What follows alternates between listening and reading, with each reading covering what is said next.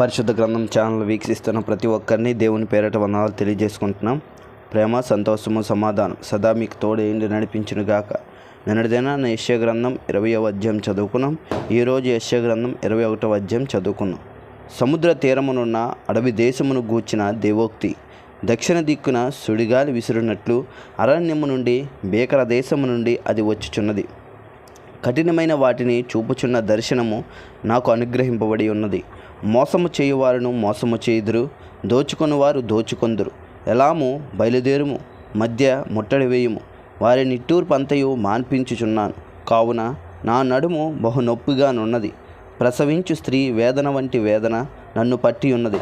బాధ చేతను నేను వినలేకుండా నున్నాను, విభ్రాంతి చేత నేను చూడలేకుండా ఉన్నాను. నా గుండె తడతట కొట్టుకొనిచున్నది, మహాభయము నన్ను కలవరపరుచుచున్నది. నాకిష్టమైన సంధ్యవేళ నాకు భీకరమాయను. వారు భోజనపు బలను సిద్ధము చేయుదురు, తివాసీలు పరుతురు, అన్నపానములు పుచ్చుకొందురు.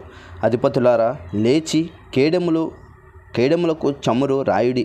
ప్రభువు నాతో ఇట్లనెను, నీవు వెళ్ళి కావలివాణ్ణి నియమింపుము, అతడు తనకు కనబడి దానిని తెలియజేయవలెను.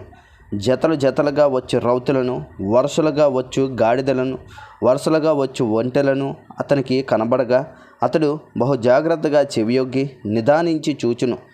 సింహము గర్జించున్నట్టు కేకలు వేసి, నా ఏలినవాడ, పగటి వేళ నేను నిత్యమును కావలి బుర్జి మీద నిలుచుచున్నాను, రాత్రి అంతయు కావలి కాయిచున్నాను.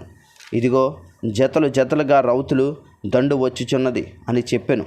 బబులోను కూలెను, దాని దేవతలు విగ్రహములన్నిటినీ ఆయన నేలను పడవేసి ఉన్నాడు, ముక్కల ముక్కలుగా విరగొట్టి ఉన్నాడు అని చెప్పుచూ వచ్చెను. నేను నూర్చిన నా ధాన్యమా, నా కళ్ళంలో నూర్చబడిన వాడా, ఇశ్రాయేలు దేవుడును సైన్యములకు అధిపతియునగు యెహోవా వలన నేను వినిన సంగతి నీకు తెలియజెప్పుచున్నాను. దుమాను గూర్చిన దేవోక్తి. కావలివాడా, రాత్రి ఎంత వేలైనది, కావలివాడా, రాత్రి ఎంత వేలైనది అని ఒకడు శేయీరులో నుండి కేకలు వేసి నన్ను అడుగుచున్నాడు. కావలివాడు ఉదయమునగును రాత్రినగును, మీరు విచారింపగోడిన ఎడల విచారించుడి, మరలా రండి అనుచున్నాడు. అరేబియను గూర్చిన దేవోక్తి.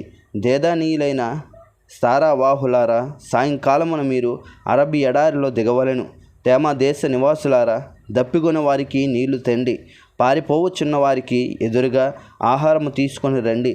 ఖడ్గభయము చేతను, దూసిన ఖడ్గభయము చేతను, ఎక్కుపెట్టబడిన ధనుస్సుల భయము చేతను, క్రూర యుద్ధ భయము చేతను వారు పారిపోవచ్చున్నారు.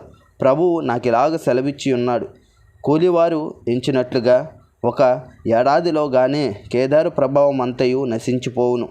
కేదారీయుల బలాఢ్యులు విల్లుకాండ్లలో శేషించువారు కొద్దిమంది అగుదురు.